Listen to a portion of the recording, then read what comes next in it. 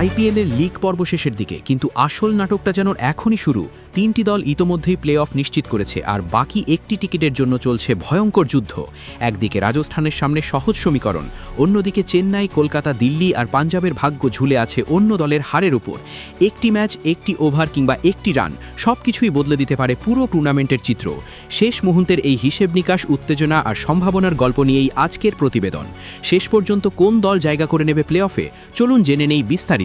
2026 আইপিএলের প্লে অফের লড়াই এখন পৌঁছে গেছে সবচেয়ে উত্তেজনাপূর্ণ জায়গায়। সানরাইজার্স হায়দ্রাবাদ ও চেন্নাই সুপার কিংসের ম্যাচের পর নিশ্চিত হয়ে গেছে প্লে অফের 3 দল। Royal Challengers Bengaluru, Gujarat Titans এবং সানরাইজার্স হায়দ্রাবাদ ইতোমধ্যেই নিজেদের জায়গা পাকাপোক্ত করেছে। এখন পুরো টুর্নামেন্টের চোখ শেষ একটি টিকিটের দিকে, আর সেই জায়গাটির জন্য লড়ছে 5টি দল: Punjab Kings, Rajasthan Royals, Chennai Super Kings, Delhi Capitals এবং কলকাতা নাইট রাইডার্স। সবচেয়ে সুবিধাজনক অবস্থানে রয়েছে রাজস্থান রয়্যালস, কারণ বাকি দলগুলোর মতো অন্য কারো ফলাফলের দিকে তাকিয়ে থাকতে হচ্ছে না তাদের।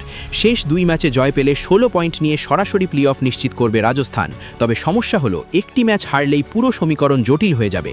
পাঞ্জাব কিংসের পরিস্থিতি অনেকটাই কঠিন।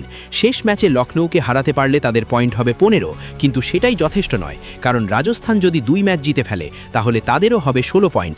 আবার কলকাতাও যদি নিজেদের 2 ম্যাচ জিতে নেয় তাহলে তাদেরও হবে 15 পয়েন্ট। সেক্ষেত্রে নেট রান রেট বড় ফ্যাক্টর হয়ে দাঁড়াবে। অর্থাৎ পাঞ্জাবকে শুধু জিতলেই হবে না, প্রার্থনা করতে হবে অন্য দলগুলোর হারও। চেন্নাই সুপার কিংসের অবস্থা আরও নাটকীয়। শেষ ম্যাচ জিতলে তাদের পয়েন্ট হবে 14, আর শেষ পর্যন্ত সমীকরণ গড়াতে পারে নেট রান রেটে।